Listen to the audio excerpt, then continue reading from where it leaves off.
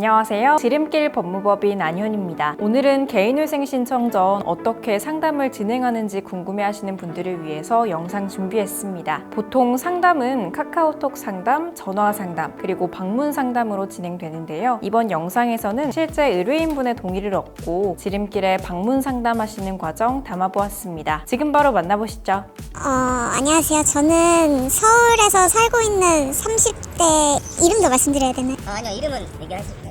네, 30대입니다. 개인회생을 처음엔 검색을 했어요. 개인회생 검색을 했는데 여러 가지 막 나오잖아요. 그래서 블로그랑 막 아래 지식인 같은 것도 엄청 찾아보고 당연히 잘 써있기는 했었는데 그래도 좀 실사례가 좀 많이 올라온 걸 보고 싶어서 근데 이제 유튜브를 찾아보니까 또 잘 나오더라고요. 그래서 거기서도 영상도 보고 여기는 좀 상담을 받아보고 싶다.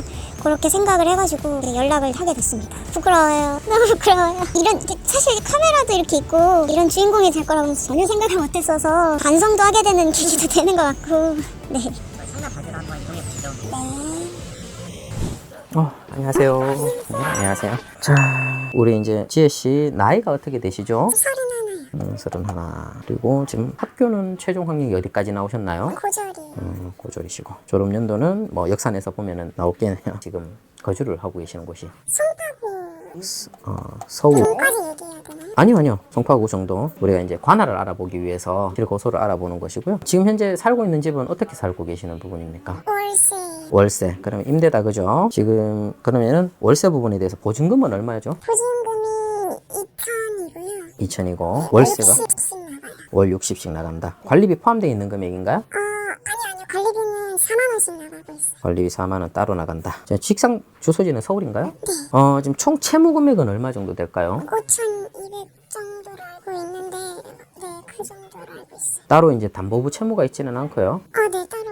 그 담보가 혹시 그냥 뭐 잡힌 그런 건가요? 네, 이게 담보부 채무라고 하는 거는 우리가 부동산이나 자동차를 살 때 처음에 근저당이나 저당권을 끼고 이거를 담보를 잡고 빌린 채무를 보고 이제 담보부 채무라고 얘기를 하거든요. 그래서 가지고 있으신 부동산이나 자동차 이런 것들이 없다면 또 담보부 채무는 없고요.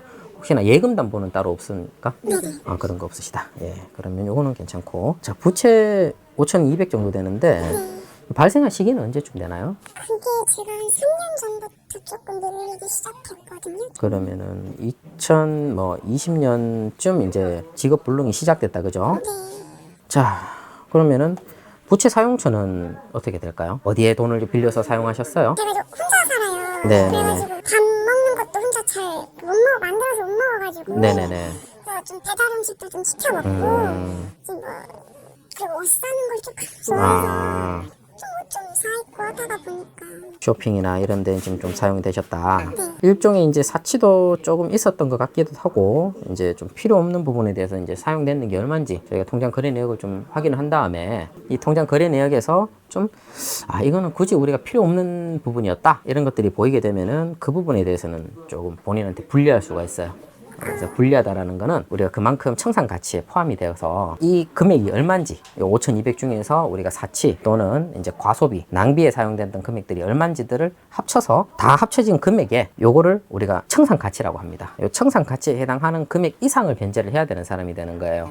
그렇기 때문에 그 금액이 얼마인지를 우리가 봐야 되는 부분이니까 이게 본인한테 불리한 부분이다. 그렇게 보시면 되는 거고요. 이제 일부 채권자들한테 뭐 변제를 하거나 이런 부분들은 있습니까? 아니요, 못했어요. 그런 전혀 없으시고, 과거에 혹시 최근 뭐 3년 또는 5년 이내에 부동산이나 자동차 등 뭐 이렇게 재산을 처분했는 내역이 있을까요? 아니, 전혀 없어요. 그런 거는 전혀 없다. 소유 내역이 없다. 혹시 지금 보험을 몸에 보험이 이렇게 들어가 있는 게 있나요? 실비만 들어요. 실비는 어차피 변제 자체가 이제 크게 없을 거니까, 그리고 보험 환급금 부분은 그러면은 전혀 없다고 일단 생각을 해야 되겠네요. 그 환급금이라는 게 혹시 제가 수술해서 받은 돈 이런 건가요? 아니요, 그거는 보험금을 탄 거고, 환급금은 지금 우리가 이제 해약을 했을 때 해약이 이제 예상되는 해약 환급금이 있냐 이런 거를 보는 거거든요. 그게 없으시면은 일단은 됐고요. 자동차는 소유한 적이 없다 했죠. 현재 지금 사업장을 운영 중인 거는 없으시죠?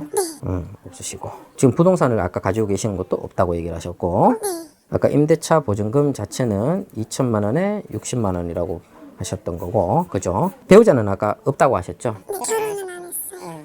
네, 그러면은 배우자 거는 어차피 서울은 또 배우자를 안 보기 때문에 배우자 재산에 대해서 크게 문제는 없습니다. 근데 없다고 하시니까 어차피 뭐 잘 되신 거고요. 네.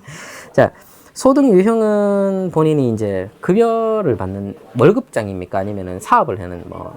그냥 직장, 그냥 사무직이요. 아, 사무직으로? 그럼 급여 소득자로 보시면 되고. 한 달에 세후 금액으로 한 얼마 정도 받으세요? 입금되는 금액이? 한 250, 몇백 원 뭐 이래. 250만 원 정도. 평균적으로 계속 꾸준하게 이렇게 250씩 들어오는 겁니까?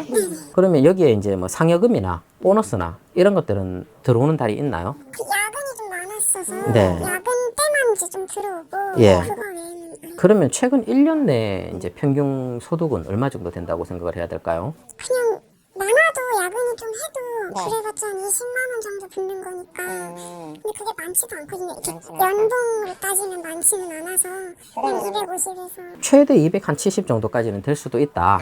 아, 그렇게 생각을 해야 되겠네요. 업종은 아까 사무실에서 사무직 보면 되고 4대 보면 들어가실 거고 지금 현재 살고 있는 집에는 어떻게 혼자 살고 있습니까? 네, 저 혼자 살고 있어요. 혼자 살고 있다. 부모님은 연세가 다들 65세 안 넘으시고요. 어머니가 넘기는 하시는데 어머니 일을 하십니까? 네. 아, 그러면은 우리가 부양가족으로 넣을 수가 없어요. 네. 그리고 급여는 통장으로 받으실 거고. 그죠? 배우자는 없었다. 과거에 개인회생 신청하신 적 있어요? 없어요. 없죠. 파산도 없으시고 결혼한 적이 없으니까 이혼도 당연히 없으실 거고. 혹시나 지금 우리가 이제 이게 돈을 5,200 정도 지금 이제 채무가 있다고 했는데 이 채무와 관련해 갖고 법원에 소송이 들어왔거나 또는 통장에 압류가 들어왔거나 이런 부분은 혹시 있을까요? 아니요, 아직. 그런 건 아직까지는 없다. 네, 근데 전화는 계속. 전화는 계속 온다. 그거는 원래 이제 전화라는 거는 지금 이제 연체가 되기 시작하게 되면은 계속 채권자들 입장에서는 정당한 채권 주심이기 때문에 연락은 계속 올 수 있습니다. 개인회생을 진행을 하시게 되면은 저희가 회생 이제 신청서를 접수함에 있어가지고 바로 금지명령 신청도 같이 들어갈 거예요. 그 금지명령 신청이 같이 들어가게 되면은 서울 같은 경우에는 금지명령에 크게 문제가 없다라고 생각이 되면은 금지명령이 3일에서 좀 늦어지더라도 한 7일 조금 더 늦어지면 14일 이내로는 일단은 내려옵니다. 기각되는 경우는 잘 없고 그렇게 이제 진행이 될 거고요. 그래서 이 개인회생 같은 경우에는 들어가게 되면은 독촉은 멈춘다. 전화나 이런 것들은 멈출 수 있다. 그런 부분들입니다. 그리고 지금 이런 상황을 봤을 때 우리가 외부회생위원은 따로 붙지 않을 것 같고요. 5,200만 원 정도니까 1억이 넘진 않죠.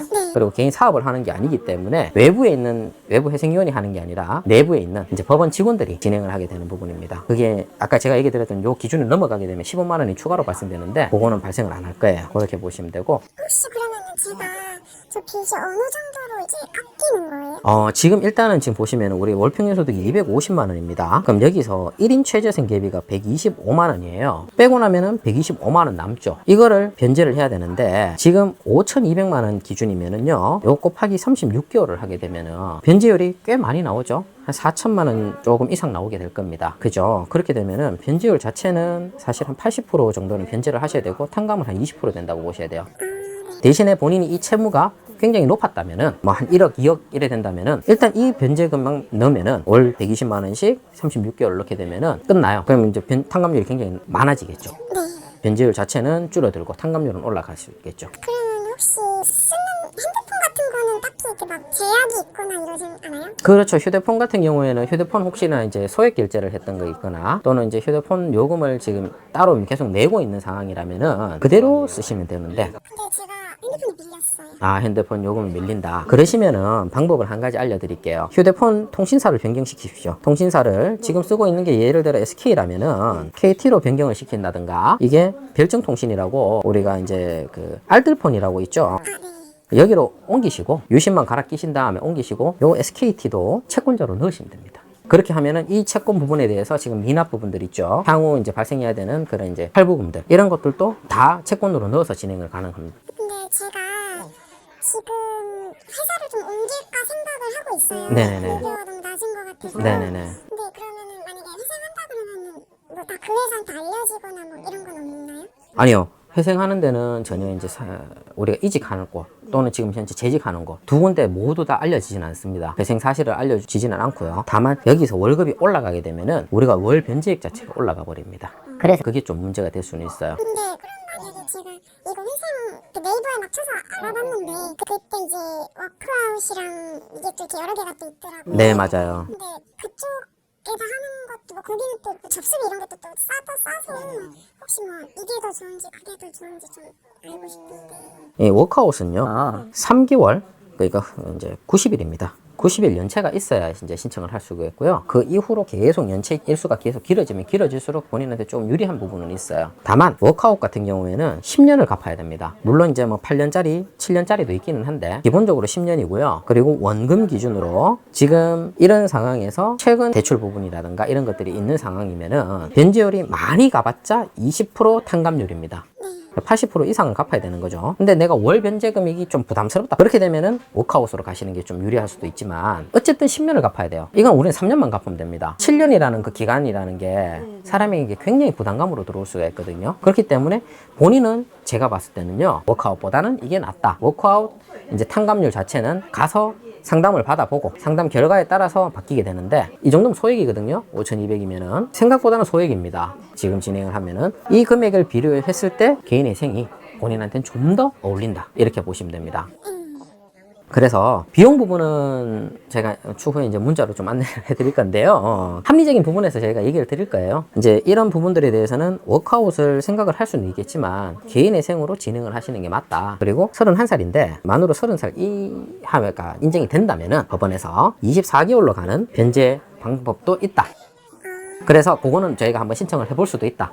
다만 요거는 인정이 되냐 안 되냐는 그때 봐야 된다. 요거는 법원 허가 사항이기 때문에 그런 것들이고, 어쨌든 80만 원에 36개월 기본적으로 생각하시면 됩니다. 아무튼 개인회생으로 진행하시는 게 여러모로 본인한테 유리하다고 보여요.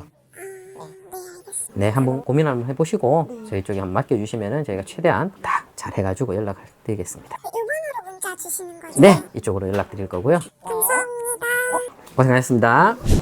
좀 답답한 것도 있었고 막 또 궁금한 것도 있었고 했었는데 그래도 좀 편하게 얘기해 주시고 이제 막 바로 결정하라고 말씀하신 것도 아니라서 그래도 좀 편해진 것 같아요. 마음 많이 편해지고 좀 저도 좀 더 고민을 해볼 수 있어서 좋았어요.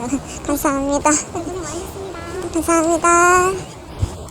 네, 방문 상담은 이렇게 진행됩니다. 궁금하신 점들이 조금은 풀리셨나요? 개인회생 방문 상담 신청을 원하신다면 아래 대표 번호로 전화 주시면 도와드리겠습니다. 오늘 영상 도움이 되셨다면 구독과 좋아요, 댓글, 알림 설정까지 부탁드릴게요. 감사합니다. 오늘 영상 도움이 되셨다면 구독 버튼 한 번씩 눌러주시고요. 그리고 이쪽에는 추천 영상도 기다리고 있으니까 시청해주시면 감사드리겠습니다. 안녕!